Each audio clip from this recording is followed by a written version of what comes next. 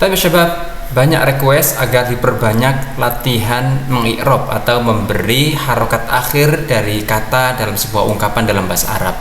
Ada juga yang minta contoh-contoh yang dipakai dalam pelajaran kaidah bahasa Arabnya itu tolong pakai ayat Al-Quran dong gitu. Nah, kita kombinasikan ya keduanya, dan jadilah kita kali ini di video ini kita belajar i'rab Al-Quran.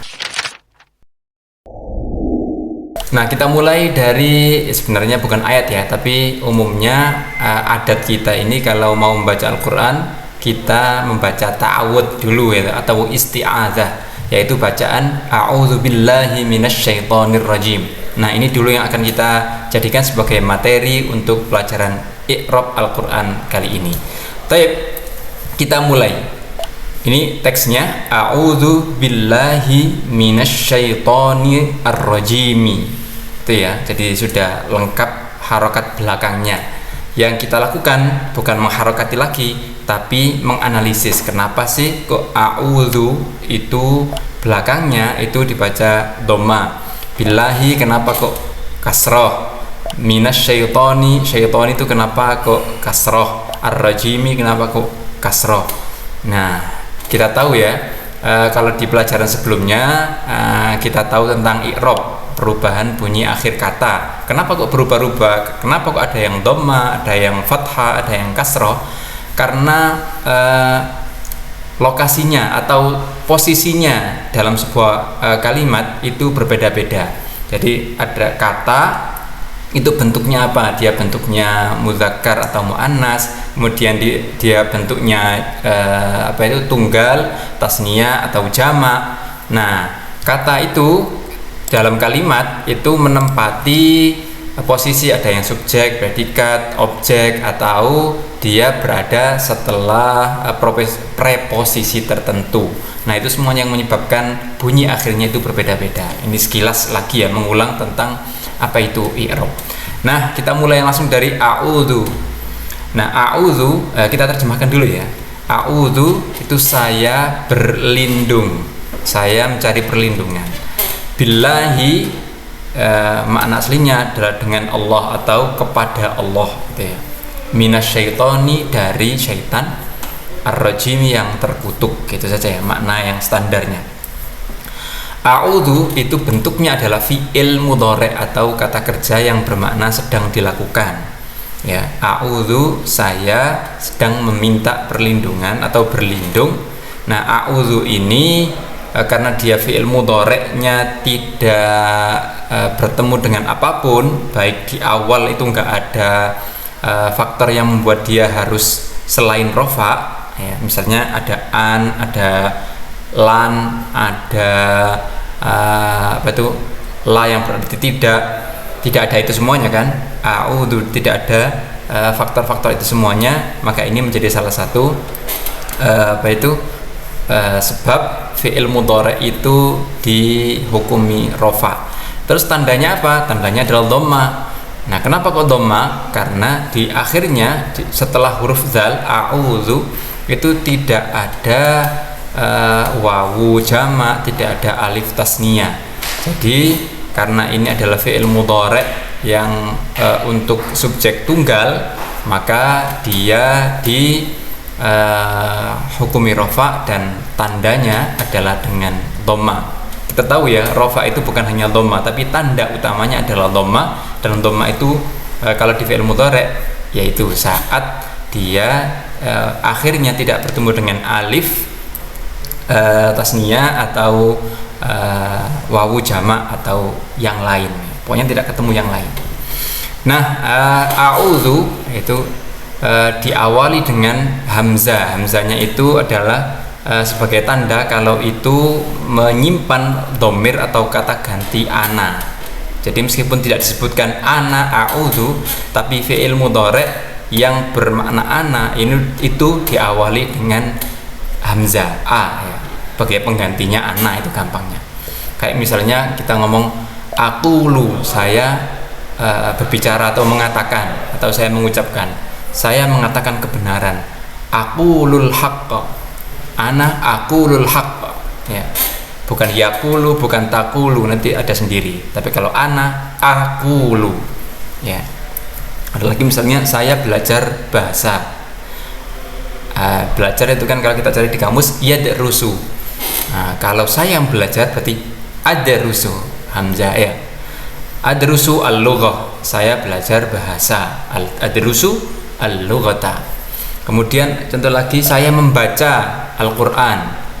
Membaca itu apa? Qara'a yaqra'u. Yaqra'u fi'il mudhari'nya. Yaqra'u itu kalau dia membaca. Kalau saya yang membaca, ya diganti aqra'u al-Qur'ana. Saya membaca Al-Qur'an. Lagi misalnya saya masuk dalam kelas. Masuk itu dakhala yadkhulu. Kalau saya masuk berarti adkhulu di dalam kelas fil fasli. Nah, jadi a'udzu itu begitu ya. Kenapa dia dibaca dhamma?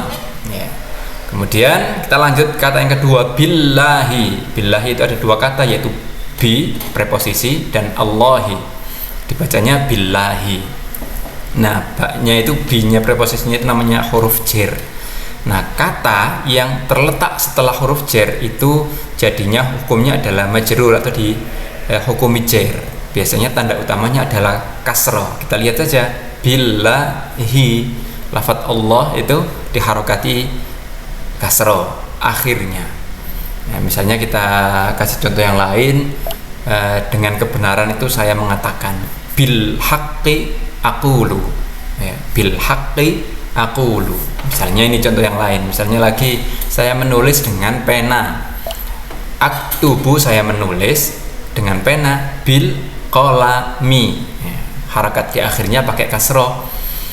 Lagi misalnya saya pergi pakai mobil. Saya pergi azhabu dengan mobil, bis sayyarati, harakat terakhirnya ti. Kenapa? Karena ada huruf jar. Sampai di sini bisa difaham ya. Kita lanjut. Minasyaitani. Minasyaitani, dari syaitan. Nah, min ini adalah huruf jar juga ya. Ada banyak huruf jar. Ya, yang tadi bi, sekarang min.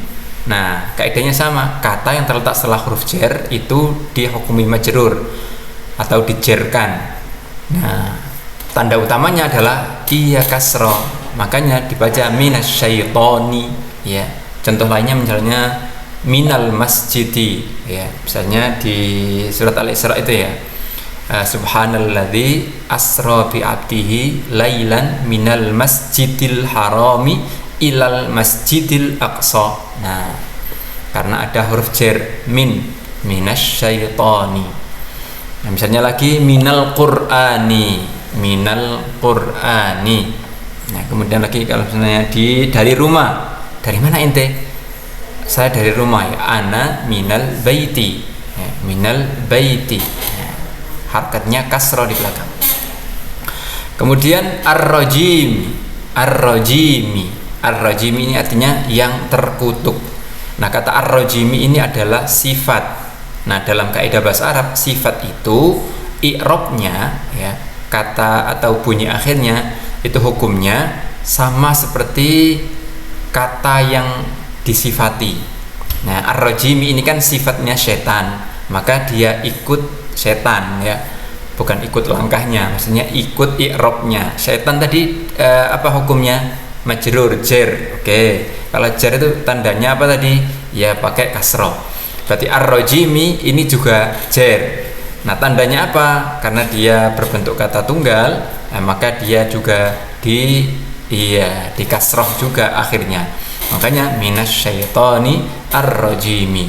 Contoh yang lain misalnya dari masjid yang besar. Minal masjidi al-kabiri, ya, bukan al-kabiro. Di ayat yang tadi yang saya sebut di surat Al-Isra, minal masjidil harami. Nah, itu semuanya adalah sifat. Sifat itu ikut pada kata sebelumnya yang diberi sifat. Misalnya lagi dari sebuah kota yang indah. Dari sebuah kota itu min madinatin, yang indah, jamilatin, ya. Nah, ini asyaitoni dan ar-rajimi ini kasrohnya tidak pakai kasroh tanwin atau kasrotain. Kenapa? Karena ada alif lamnya, minasyaitoni. Kalau alif lamnya nggak ada misalnya ya min syaitonin gitu ya. Bedanya kasroh biasa dan kasroh tanwin. Itu umumnya adalah terletak pada penggunaan alif lam pada awal kata. Begitu juga dengan ar-rajim. Ar-rajim itu pakai alif lam juga. Kenapa? Karena dia ikut pada kata sebelumnya. Kata sebelumnya asyaitoni itu kan pakai alif lam, maka sifatnya juga pakai alif lam juga. Nah, contoh yang tadi saya sebutkan min madinatin jamilatin, itu Madinahnya kan nggak pakai al, maka sifatnya juga nggak pakai al, jadi dia ikut. Taib syabab, sampai di sini paham kan? Taib ala kulli hal ya, semoga sedikit ini bisa menambah ya pengetahuan kita, pemahaman kita seputar i'rab dan tata bahasa Arab. Dan jangan lupa tonton video-video yang lainnya di Dars Arabi. Kita belajar bahasa Arab sambil santai. Barakallahu fiikum wa ilal liqa.